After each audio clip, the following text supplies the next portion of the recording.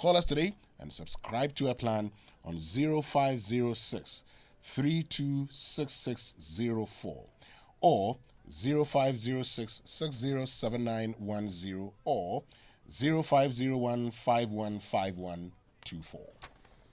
Okay, have you guys heard of the term gaslighting? Yes. Yeah. So that's basically when somebody invites you to deny the evidence of your eyes and ears. Okay? When someone makes you doubt your own sanity because they tell you that what you have seen or heard is not what you have seen or heard. We do not want to gaslight you on the Super Morning Show. We want you to believe the evidence of your eyes and ears. So here's what we're going to do. And if you're watching on Facebook Live, we'll play the videos.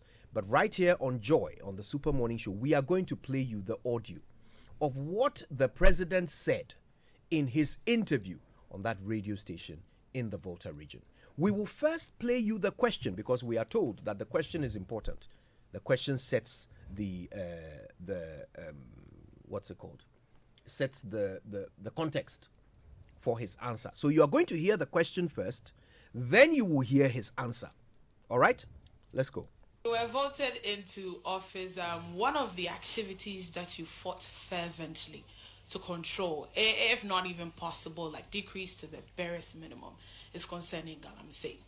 And now that things seem to be coming up relating to Aisha Huang, for example, her reappearance back into the country, how does it make you feel looking at the current affairs concerning Galamsey, despite all your efforts to fight it all this while? I think the efforts have brought a lot of fruit. First of all, it's now a subject of national discussion. Okay. Everywhere you go, this matter of Galamsey, we've at least achieved that purpose of heightening consciousness about it as an evil. When I came, nobody was talking about Galamsey. Since we came and focused on it, it is now the subject of discussions in homes, in offices, in meetings all across Ghana. So that's one very positive development. Secondly, many of the measures that have been put in place are yielding fruit. The community mining schemes that are being established across the country systematically are being rolled out. The efforts there are to keep our waters clean have not succeeded in their entirety, but some measurable increase in performance there is also taking place. Generally, you can see that, yes, there will be sensational cases, and the matter is not over. The Aisha Huang is a sort of, has become a short form for everything to do with, especially, unfortunately, with the involvement of foreigners, especially Chinese, in these illicit and dangerous acts in our country. But I'm persuaded that much of the work that is being done, and a lot of these things are going on without too much publicity, is gradually yielding results. When you have a situation like this woman who was, I'm not still sure whether she was in fact deported or whether she fled the country the first time and has now come back, but whatever. There still seems to be some uncertainty about it, but whichever way it is, she has become the sort of nickname for all that the Galamsey represents. And unfortunately, also for the involvement of Chinese nationals in Ghana in this particular illicit trade. We have constantly to work at it. We need to have the cooperation of the courts. Until recently, till I came, the punishment for people caught was relatively light, a fine, and even if we're going to go to custodial sentences, was relatively minimal. We've changed the law to stiffen the punishments for people caught.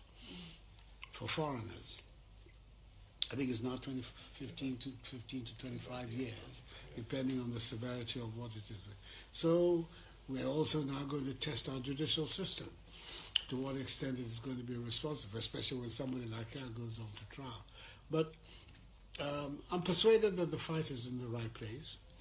It's not an easy fight. You can see that the last election, the concerted efforts that the Galamsey community made to try and turn us out of office because of our fight. Fortunately, the good people of Ghana decided otherwise, but it shows you the extent to which this fight is biting.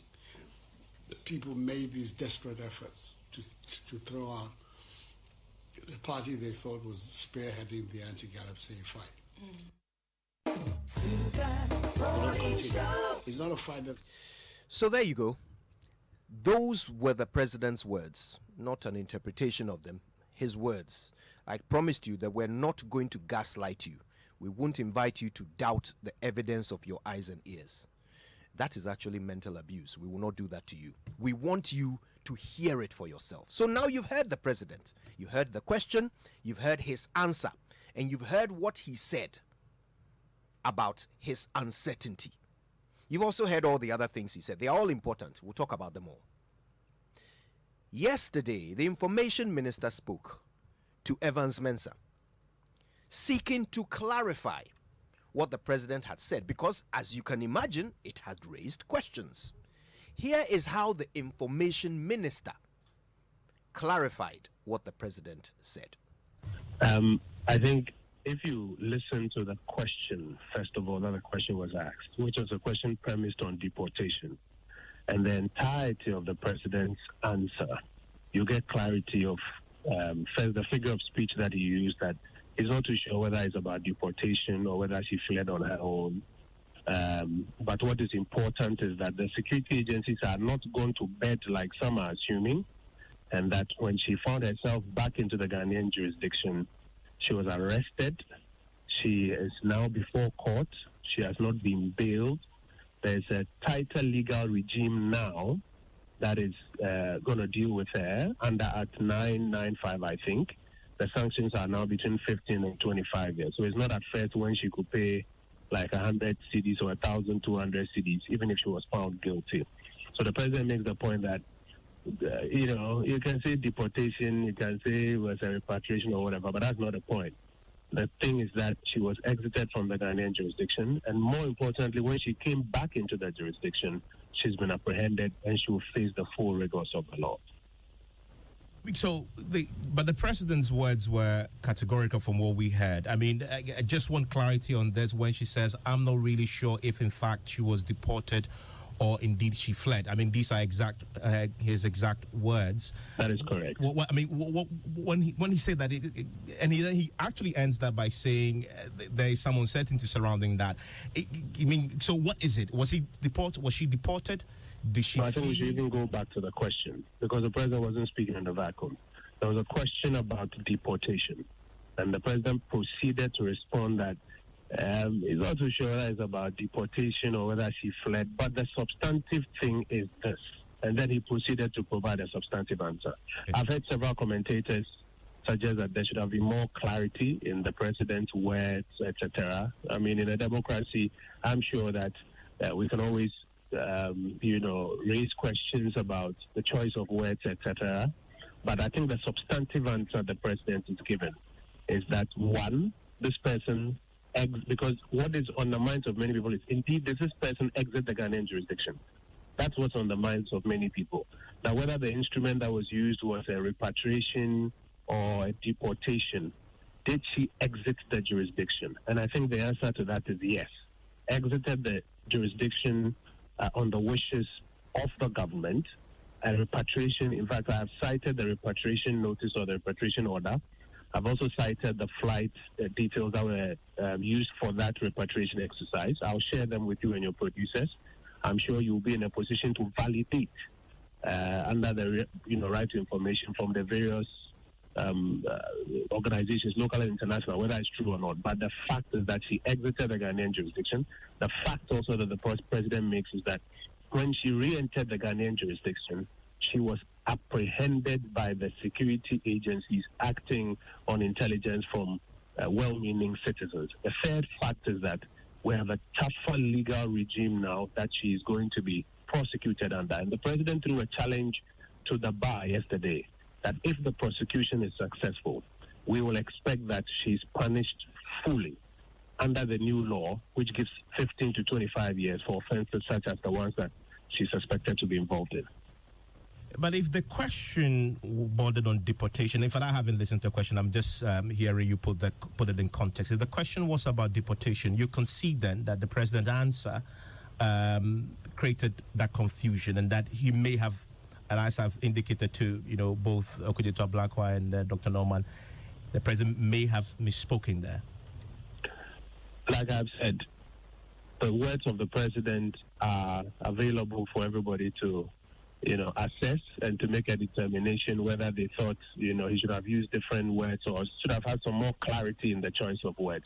But the substantive answer that the president gave, the three parts of that answer, without doubt, are very clear, which is what I've explained to you. That number one, she exited the Ghanaian jurisdiction on the wishes of the administration. Number two, when she found herself back in the jurisdiction, was arrested. That shows that the security agencies are not going to bear. Because part of the question, the initial question was about whether or not the security agencies were doing a good job and whether we were winning the fight. So the second part of the answer is that these security agencies should rather be commended for actually not going to bed when she slid into the Ghanaian jurisdiction, but being able to apprehend her upon the tip-off that they received. The third part of the answer is that the prosecution under the new legal regime that people are looking forward to is taking place. The AG has committed to it, the president has given his assurances, and all of us must be interested. Will she really be prosecuted? Will she face the full rigors of the law? I think that's all of us, or that's something that's ahead of all of us that we need to look to. So we can quarrel about the president's choice of words, but the substantive answer, I think, are very clear. Yes, that she exited on the wishes of the government. And let's clear that terminology, because, of course, it's important to get this right. So she was deported or she was repatriated? What was it? Technically, she was repatriated. She was repatriated. So, for example, and I don't know, I've not listened to your discussion, please forgive me, because we've been on a journey coming back into Accra from the Volta region. But technically, when you say deportation, it means something, and there are some things that go alongside it. You'll notice that, for example, the former president has been suggesting that on his watch, 5,000 people were deported, 5,000 Chinese were deported. I'm sure you follow that. Evans? Yes, Kojo. Hello? Yes, Kojo. But technically, that is not true, because deportations were just about 1,000. But yes, about 4,000 other people left the Ghanaian jurisdiction. Many of them repatriated, some voluntarily, some fled. You put it all together, it's close to about 5,000. So it's not 5,000 deportations. If you hold on to the word deportation, the former president, Mahama, will be held or fact-check that, no, that's not correct. But I'm not sure that's the real essence of the conversation. The essence of the point he wanted to make was that about 5,000 people exited the jurisdiction because of the efforts he made in the fight against corruption. We can compare that to how many people have exited our jurisdiction during this period as a result of our fight as well. And you can disaggregate that into how many of them were deported, how many of them were repatriated, how many of them may have fled the jurisdiction even. But I think the substantive thing is the commitment to the fight and whether or not we're making strides. So the clarity on this matter is that Aisha Huang was indeed repatriated by the government in 2018. Yes, repatriated in 2018. I will share with you a copy of the repatriation notice or order. I'll also share with you the airline details of that repatriation flight. And I want to encourage you, under the RTI, to check and tell your audiences whether it's true or not. Because it's important we settle that question, whether or not she exited. Yes, we can have a big debate about president's choice of words, but the fact that millions of Ghanaians are interested in, were we deceived? Or did she really exit the jurisdiction? Because I'm sure you've heard other people say, no, she didn't even go anywhere. She was around here all the time, especially now that she's been rearrested in that jurisdiction. And that is a legitimate question. But the answer to that question is in the proof that she exited the jurisdiction. And that will provide you the details and you can do your cross-checking. If she was repatriated, there are protocols that the state must comply with. Was she escorted, and did the state ensure that she actually got back to China?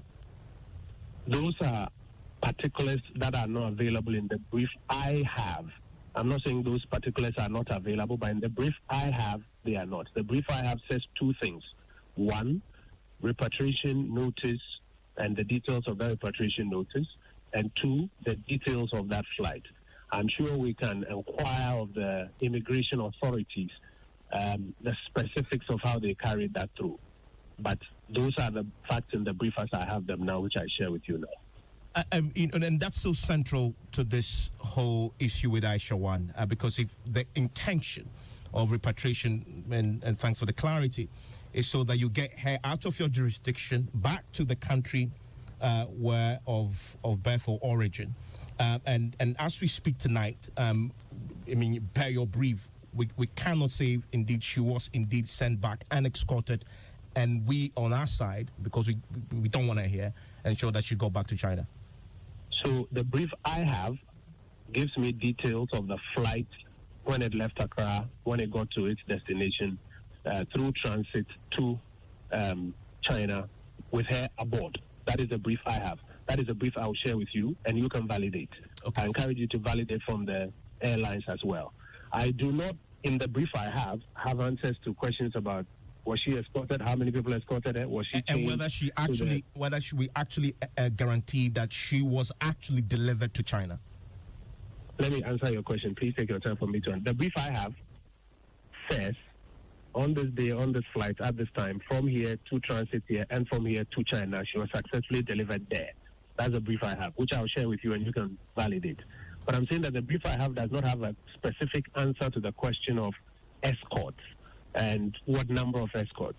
I also want to mention that, for example, when but that's an important clarity. No, it is. So just to clarify again, and this is important. So what you're saying, your brief says she was actually delivered to China. I think we put her on the Chinese soil. That's the brief I have. But you can't say if we escorted her.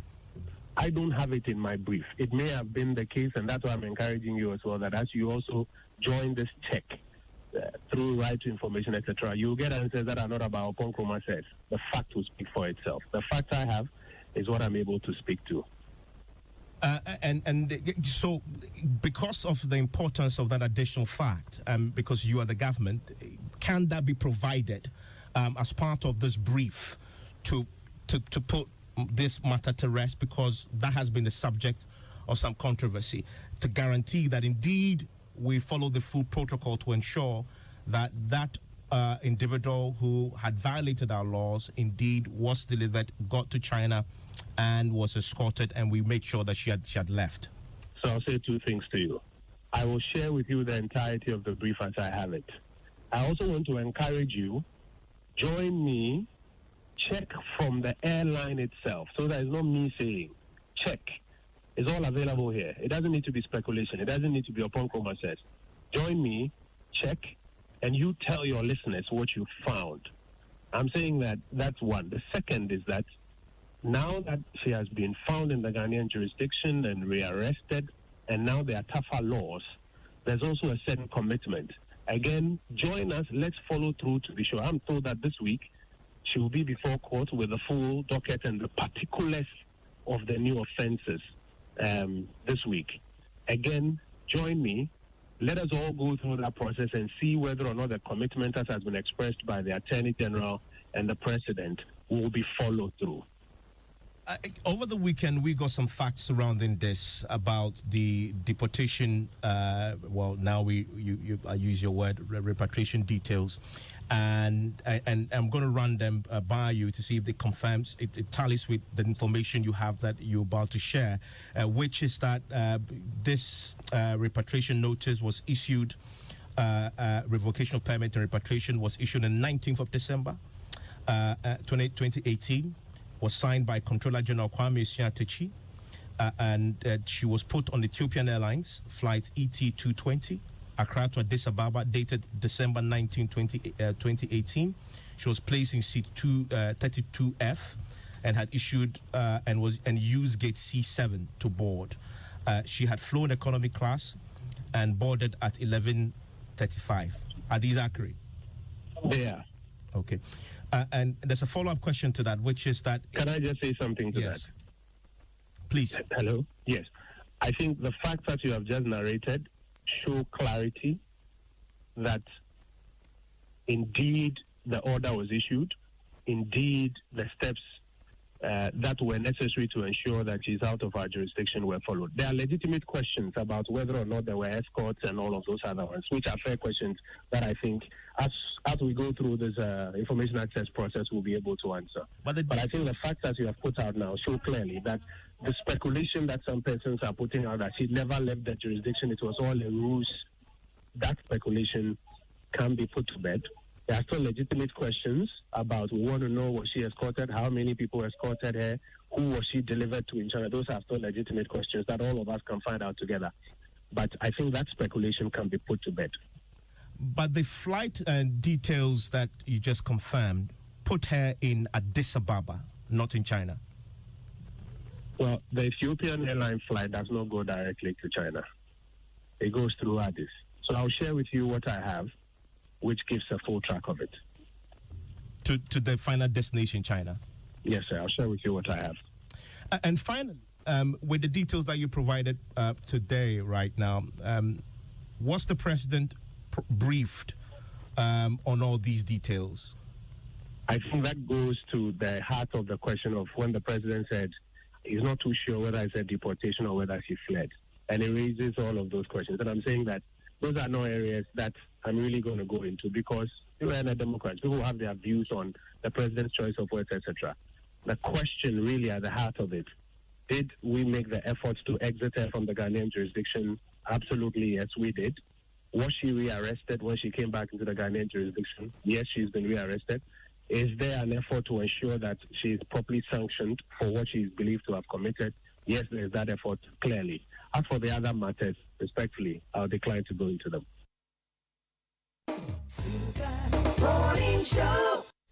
Okay, so that's what the information minister said in his bid to clarify what the president said.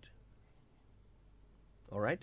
Okay. How he ended is also very important because he made it clear he's not going to go into the issue of whether or not the president was briefed. He said this is a democracy. We can have that debate. So we will when we come back. Our guests, Dr. Ishmael Norman, President of the Institute for Security, Disaster and Emergency Studies. Professor Kwesi Aning, Head of the Department of Research at the Kofi Annan International Peacekeeping Training Center. After these messages.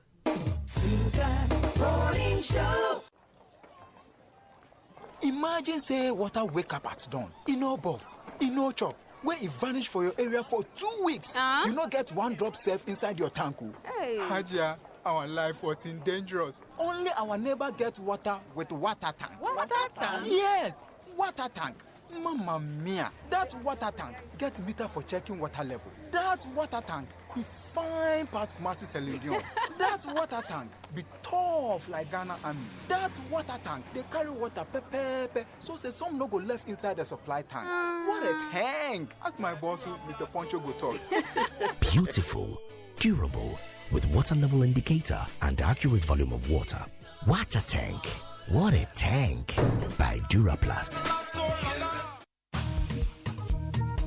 Some institutions touch lives, leaving lasting impressions, and are never forgotten. GCB, your biggest and largest bank in Ghana, is rewarding customers who activate their inactive account this season. From now till the end of October 2022, GCB is inviting all customers whose account have been inactive for over 2 years to activate their account and get exciting rewards. Go on, activate your account with any amount at any GCB bank branch nationwide. You may also activate your account on our online platform and enjoy the GCB experience. Customers who activate their account with 100 Ghana Cedi and above also get a 50 Ghana Cedi reward at the end of the month. Don't forget, terms and conditions apply. Hurry, get your account activated and link it to your Ghana card. Contact our customer service on 0302 681 531 or on toll free on 0800 422 422 for any information that you may require. GCB Bank PLC, your bank for life.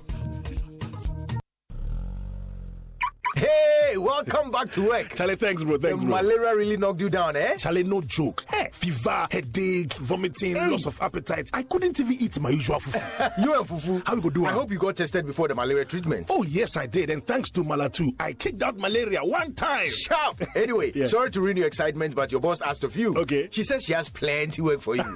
No problem, Charlie. Strength day. You see, When malaria strikes, take Malatu, containing Artemether and Lumefantrine. Comes in tablets and suspension for the effective treatment of malaria in adults and children. If symptoms persist after 3 days, consult your doctor. Mala 2 is manufactured and distributed by Ernest Chemists Limited. This advertisement has been vetted and approved by the FDA.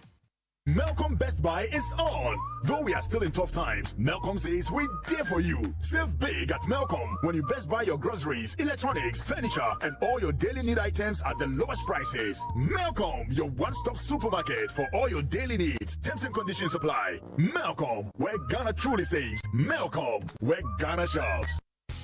Football kukuda mene ni ede ba ofie. Go TV ada romanti. Jojo wo ofie na je o city fi say. Go TV the leagues and the cup competitions e bronson. Ebre wo Super Sports so. Hwesenia Premier League, Serie A, La Liga, Europa, and the FA Cup nyina be koso wo den. Train the FIFA World Cup no so be pi wo so. Better football day here. Je wo Go TV decoder. 89 Ghana cedis per. Na hwe football kukuda season for free. Go TV. Love it. Good morning. Wake up to the original magazine show. The Super Morning Show. That's what it is. You're welcome back. And today we want to be certain about the president's uncertainty. And we want to understand whether it means something more concerning. Or maybe the explanation given by the information minister covers it all.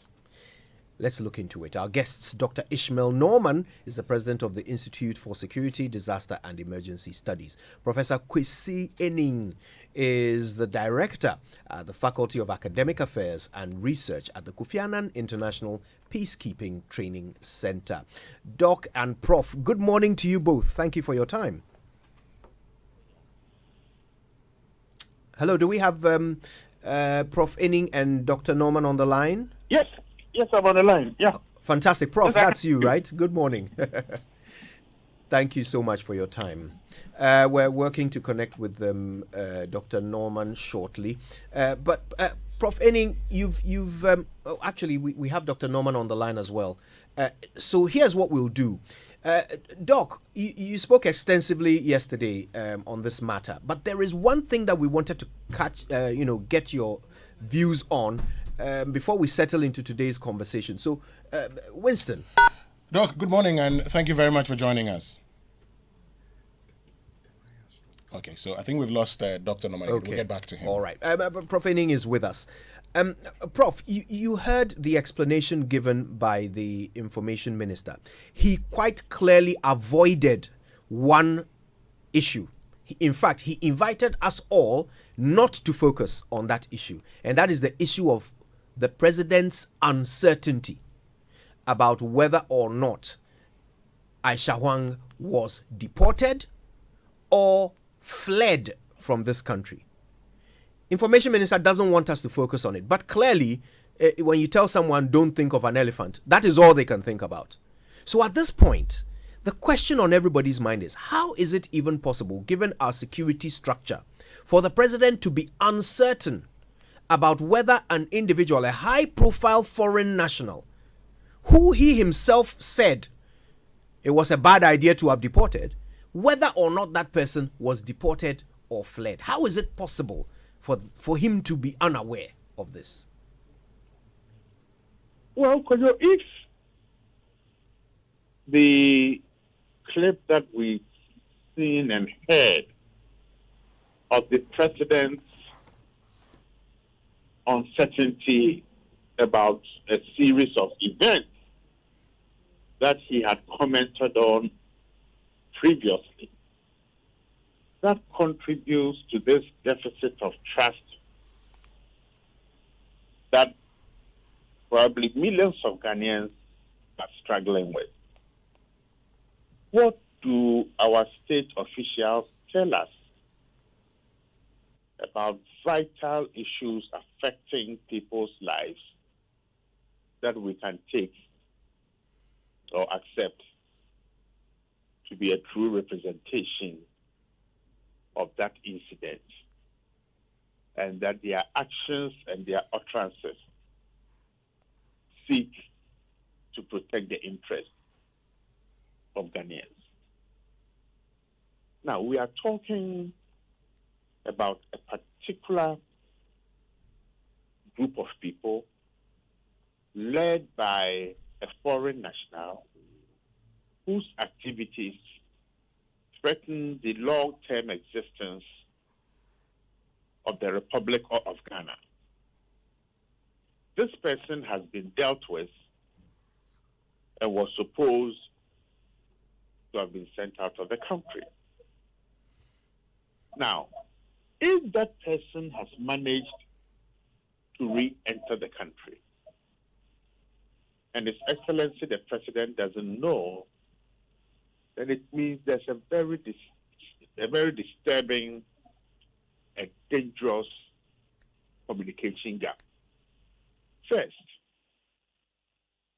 the President has the Minister of Interior, the Minister for National Security, the National Security Coordinator, and then his personal National Security Advisor. Now, these four people, apart from the police intelligence services, the military intelligence, if they've all failed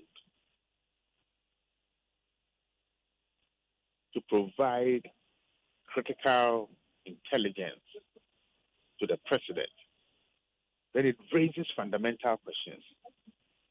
First, again, about how information is shared amongst these institutions and individuals, how it then gets to the president's national security advisor, who is the first person and last person to see him and to give him a brief. So for His Excellency the President not to know or to be uncertain really poses some very difficult challenges.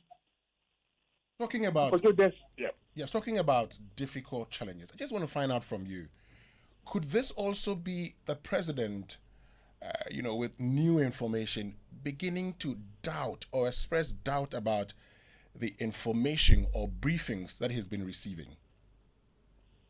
Kojo, there's been an unhealthy competition amongst different intelligence and security agencies, all seeking to get the ear of the president.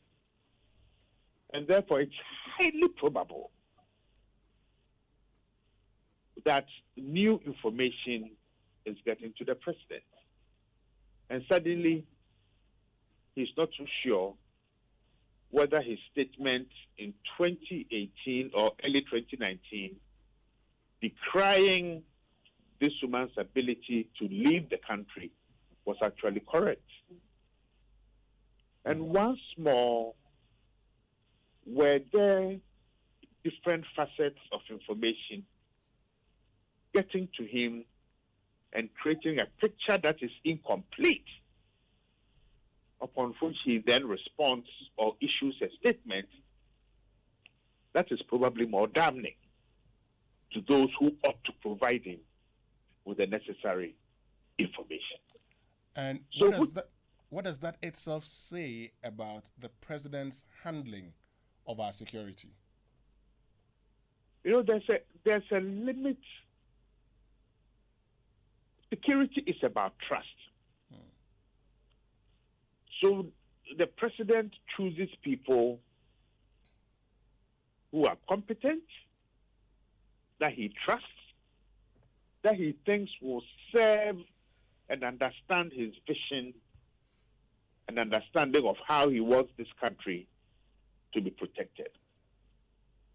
So until such a situation arises where a president begins to doubt the quality of the information that he gets from his appointees, then routinely he will actually believe the assessments that he gets. But I also do know that all leaders have alternative sources or channels for getting other sources of information. And I think your previous question about whether new information is being made available to him, and therefore he's suddenly, or not suddenly, but he's beginning to doubt the veracity of earlier information that he had got. And I think Kojo Pongkromes responses does not help the situation. I mean, it's nice for him to join us and together with him to look for the information, but that's not our responsibility. When you serve the state, you do not pick and choose when people should follow you to go and get information. And let me also make this point. Having a boarding pass without that passenger being accompanied on that flight to the destination is not enough proof that the person has left. Secondly, 18920 terminates in Addis Ababa. The subsequent flights to Guangzhou and elsewhere in China is a different matter altogether. She could have got out of the airport in Addis and all sorts of things. So I think Kojo Pong's answers this morning have muddied the waters much more than clarified and settled the issues. When he talks about the security agencies having rearrested this woman when she re-entered the jurisdiction, that is not exactly correct. The statements from different agencies paint an unclear picture, and it seems as if it was more a quarrel about money exposed Aisha Huang and not the intelligence that has been used. Aisha Huang has been in town for a couple of months. You know, so Kojo's answers this morning actually raises more doubts. And the speed with which Aisha is to be prosecuted actually does not touch the crust of the matter. Aisha is just a brick in this puzzle. Who are the Ghanaians with power, influence, authority, and networks who have facilitated not only Aisha Huang's enterprises, but also Helena's enterprises in cutting 6 million rosewood trees and taking them out of this country? We are not only talking about Aisha Huang. We are talking about a state whose institutions and infrastructure have been infiltrated to the extent that those who need to protect the country themselves are frightened and probably providing His Excellency the President information of dubious quality. And that deficit of trust that Ghanaians are beginning to show towards institutions and individuals is a dangerous development, because when people mistrust their institutions and mistrust those that they have placed in positions of authority to protect their interests begins to be undermined, it poses a very dangerous development. Prof, yesterday, well, actually 2 days ago is when the president spoke, isn't it?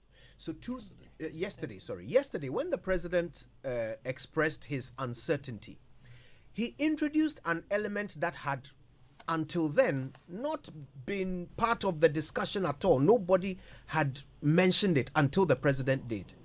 And that is the possibility that Aisha Huang fled the country. Now, with what we were told at the time we believed she had been deported, the idea was she was in the custody of law enforcement and she was then deported. She left the country. The president introduces the possibility that she may have fled. In terms of security arrangement, what does that mean? If indeed that is an option, if that is what happened, Does this mean she escaped custody? How would it be possible for someone in that situation to flee the country? Oh, I think it's highly possible. And this is fleeing in inverted commas. Because this woman is not just any ordinary gangster. She serves wines and dines with those who matter.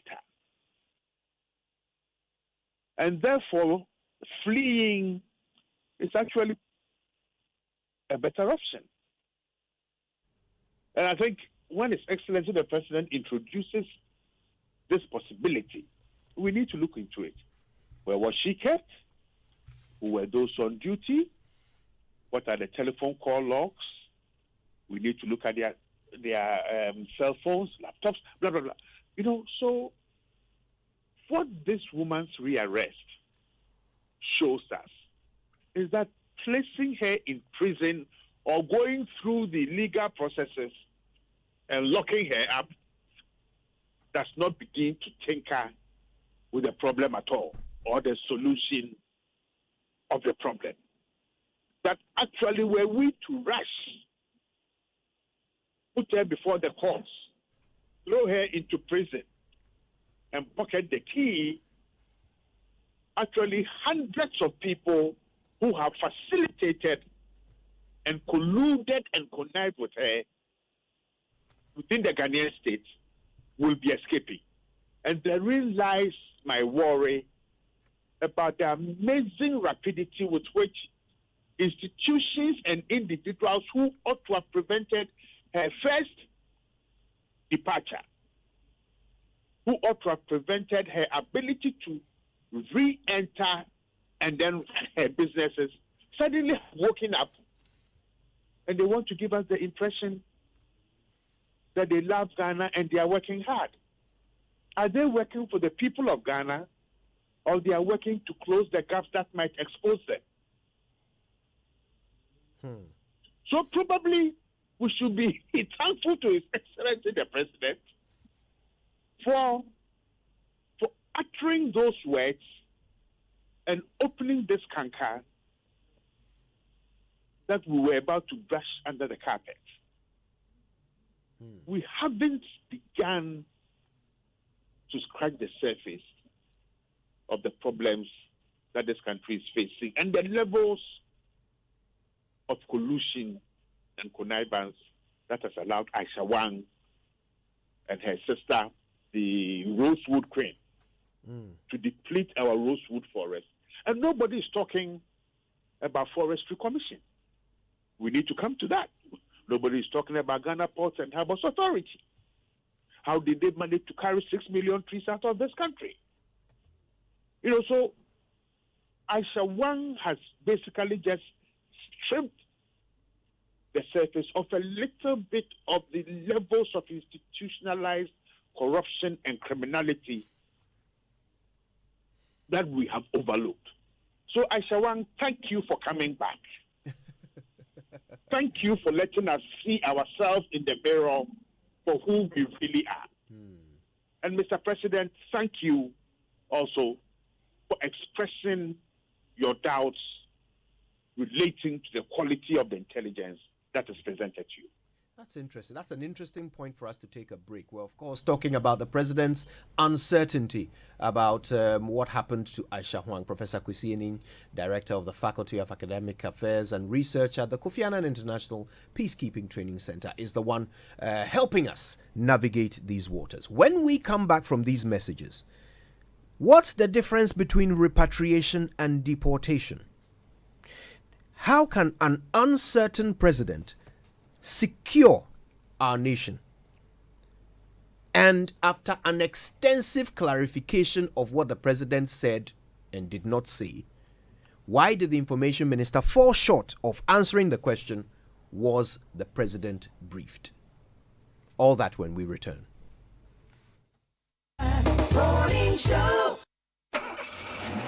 Are you covered? In fact, how much do you know about motor insurance? Do you know exactly what it takes to make sure that your car is all-round covered the way it really needs to be? To make the right choice when choosing a motor insurance policy, you need to talk to the right people. Dunwell Insurance offers competitive rates and a choice of covers ranging from third-party cover, third-party fire and theft cover to comprehensive cover. At Dunwell Insurance, we delight in paying personal attention to our esteemed customers and ensure prompt payment of claims. So if you didn't know, now you know. Dunwell Insurance. If it must be done, it must be done well. When the world looks at my child, they just see an energetic 8-year-old. But I see more. My Lucy is going to become captain of her school volleyball team, keep excelling in class, and do great things one day. I see a champion. So when I give her Milo with her breakfast every day, it's all part of waking up the champion in her. Don't just wake up your child, wake up the champion in her. Let Milo with Active Go and the natural goodness of malt, milk, and cocoa help wake up the champion in your child every day. Milo, energy to go further. Milo. This advert is FDA approved. Whatever it is, make it MasterCard. Switch to card for all your payments. Make it MasterCard when creating memories with those you love. Make it MasterCard when streaming your favorite music album or TV series. Make it MasterCard when doing your usual supermarket run, in-store or online. When filling up your tank for a thrilling road trip, make it MasterCard, the safe and convenient way to pay. MasterCard, priceless. Coffee in your cup. Enjoy on the set. The Super Morning Show is always the best bet. On Joy 99.7 FM. You're welcome back. It's the Super Morning Show on Joy 99.7 FM. The president is uncertain about whether Aisha Huang was deported or fled from the country. The information minister is clear in his mind that Aisha Huang was repatriated. Not even one of the two options the president was uncertain about. So it's all clear as mud.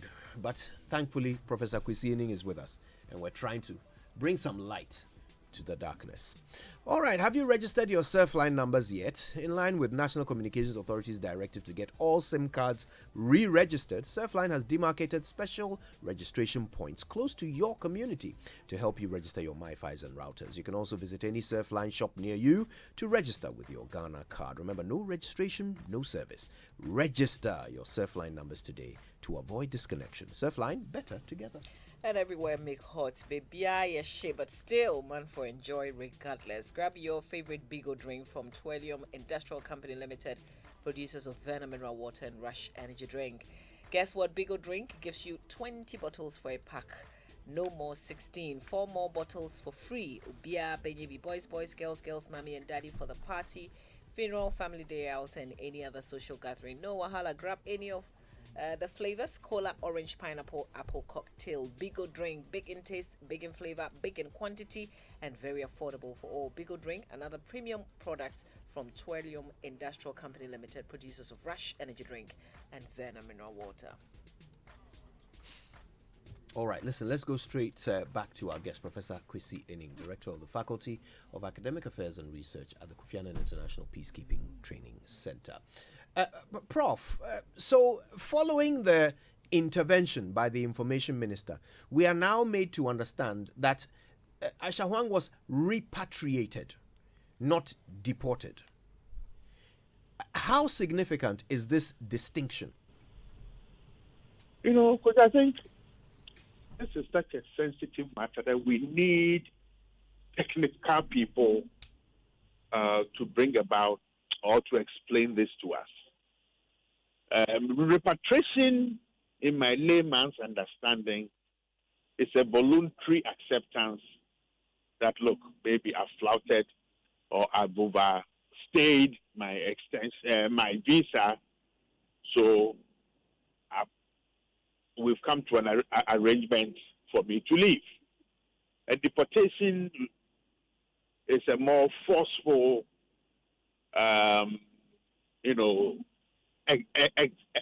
exit of a country when someone, the visa has expired but has attempted to, run away, to hide, has been arrested, is put in detention, in handcuffs, an officer accompanies the person. But in Aisha Huang's case, these two words don't apply because she's a gangster and a criminal. You don't either repatriate or deport somebody whose activities have brought the survival of that state into question. So whether deported or repatriated, the question is, who are those who facilitated her actions? All this hula baloo and talk, is it an attempt to cover up and to make her the foreperson staying for a couple of months and we get you out of town? That does not answer the fundamental question. Before we come to repatriation and deportation, who were those who made it possible for her to bring our existence into this repute? That is the question that we should be asking. Let us not cover up so the Ghanaians who have made this possible will go through the legal process, we give her X number of years, and that is the end of that story. No. That is the beginning of the story. Prof, the president is the commander-in-chief. Yes. Whether his uncertainty is caused by new information or he has always been uncertain, either way, what are the security implications of the president not having such information at his fingertips or saying that he does not have such information at his fingertips? What are the security implications? I think you can double guess my answer. Some people hopefully must be getting a dressing down before they are handed their letters to go home and rest, because I can imagine the uncertainty amongst our partners. Okay? Can we trust what the Ghanaian side say when we have this meeting? I mean, this is so serious and it has caused such reputational damage that someone will have to pay for this. This cannot be business as usual. Prof, in your assessment, which of the key people around the president would have to answer questions in a situation his security like people, every single security appointee, the ministers, national security coordinator, national security advisor, and certainly the Ashanti regional minister and the police chief of Ashanti region. So, I mean, we obviously have to chart a path forward from this point. If the president indeed, by your estimation, needs to be having a second and critical look at his entire security apparatus, where does that leave us as a nation attempting to fight something as insidious and dangerous as Galamsey? Kojo, Galamsey is only the tip of the iceberg. Galamsey is only the tip of the iceberg. You and I will be talking about this for the next 3, 4, 5 years. I don't think we have the will and the strength to want to fight it. Except and until we ask ourselves, who are those in this country who are facilitating this? And we systematically and deliberately identify them and use the law to throw them into prison. That will serve as a deterrent to others who want to engage in activities that pose existential threats this country. Until then, this is just talk. I need to have my morning coffee and wax lyrical to my students. Prof, final thoughts in a few seconds, if you can. Does any of this affect your suspicion that Aisha Huang is a spy? Why are we afraid if she's nobody and she doesn't have connections? I mean, why is the whole Republic of Ghana taking for a ride by this woman? And you would need to, probably before Dr. Norman comes, read the justification from the senior minister as to why Aisha Huang had to leave. States don't let people who are gangsters and criminals leave because their prosecution will be linked to a state loan facility. And Chidanso says, my big brother in Chidanso says, oh, Kwesi, but she's not clever enough to be a state spy. If she's not that clever, but she's been able to double-cross, swindle, connive, collude, and Ghanaians have facilitated her actions to the extent that His Excellency the President now doubts the quality of the intelligence assessments that he has been giving about this case. Then who is the person who is not clever? Well, but Aisha Huang, what if, as Kwekubako says, she's into blackmail, and that this may not be about being a spy or, but she has certain information on people in high places, and thus it's better for her to leave than being jailed for fear of going public with this information. Well, so Aisha Huang is this gorgeous, sexy woman who comes to Ghana, uses the experiences of a seductress, and now the edifice of Ghana is afraid that she will talk? Does that not rather suggest to you that this is a very smooth operator? Who can come into a country and wangle her way into people's hearts and other parts of their anatomy to the extent that people are not capable of using the trust that we have reposed in them.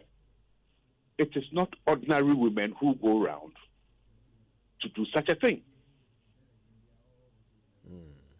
So people may be dismissive, but I am on firm ground in terms of the quality of my analysis and the conclusion that I am drawing. We'll have this conversation when I'm sitting in my garden as a pensioner. It's going nowhere because people are not using the variables that are available to do the assessment. You don't walk into somebody's country without any specialized training and get everyone who is important under your thumb. It doesn't work that way. Well, Prof, we hope to continue benefiting from the quality certainly. Certainly. This case is going nowhere. Analysis, yeah. Yes. Have a pleasant day. Yes. From now until and beyond the day you set yourself up in your garden after your pension, we'll continue to enjoy the quality of your analysis. Prof. Kwesi Aning, Director of the Faculty of Academic Affairs and Research at the Kofi Annan International Peacekeeping Training Center. Thank you once again for your time with us this morning. Wow. A lot to think about. A lot to talk about. And we would love to hear your thoughts on this. This show now, it's yours. So listen, in just a few minutes after these all-important messages, The phone lines will be open for you to tell us what your analysis is of what the president said, what the president is uncertain about, and what the information minister clarified. After this. The 7th EMY Africa Awards. Nominees for Designer of the Year: Phil and Joe, Atafo from Nigeria, Atutete, and Yardtel. To vote for your favorite nominee, visit www.emyafrica.com and follow the prompt. Or like the nominees post on the EMY Africa Instagram page. Or text EMY plus the name of your preferred nominee and category to short code 1393. Voting ends on the 22nd of September 2022.